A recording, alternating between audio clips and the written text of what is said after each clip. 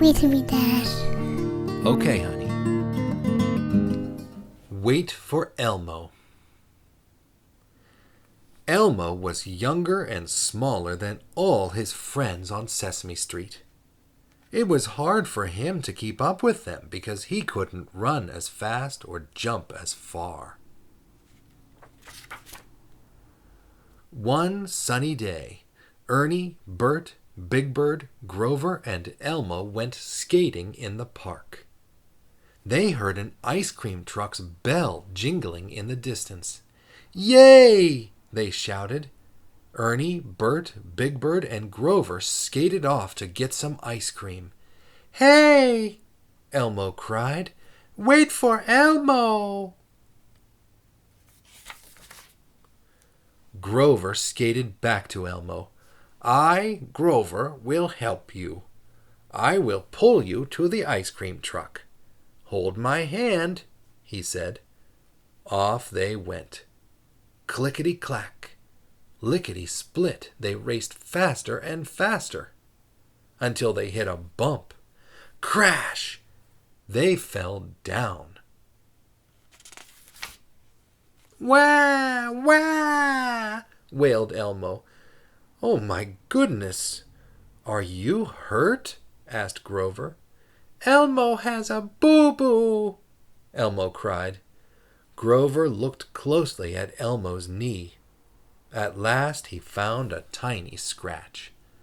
"Do not cry," said Grover.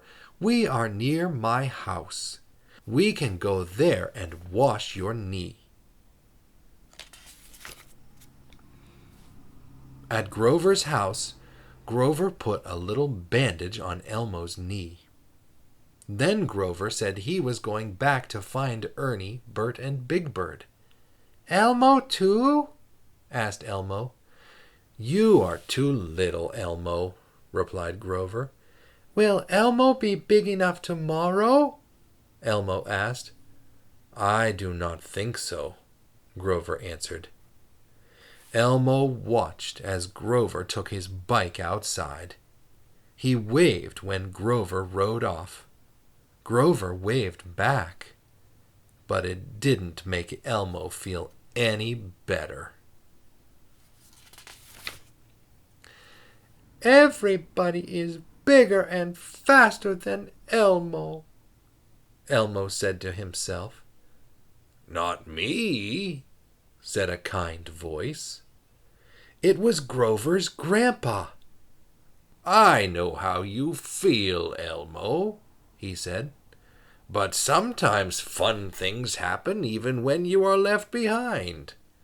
How would you like to go to the zoo with me this afternoon? I was going to ask Grover, but he left in such a rush that I didn't have a chance. How about it, Elmo?" Elmo smiled. "Oh, yes!" Elmo took Grandpa's hand, and they walked to the zoo. Elmo didn't have to run to keep up. On the way, they stopped to look in some store windows and to buy ice cream cones. Then they stopped to listen to some musicians playing on a street corner. "People who rush sometimes miss things," Grandpa said to Elmo. "We'll take our time and enjoy the day." At the zoo, they watched the zookeeper feed fish to the seals. Then Grandpa bought some peanuts and they fed them to the elephants. After they saw all the animals, Grandpa and Elmo walked slowly home together. As soon as they got home, Grandpa sat down in his chair and read Elmo a story. Just then, Grover burst through the door. "Guess what?" said Elmo to Grover. "We went to the zoo." "You went to the zoo without me?" Grover wailed.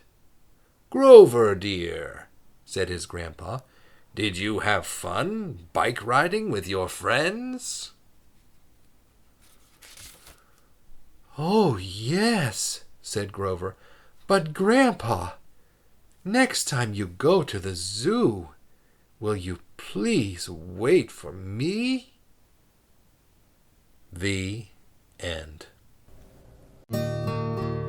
Thank you, Dad. You're welcome, sweetheart. You want to pick another one?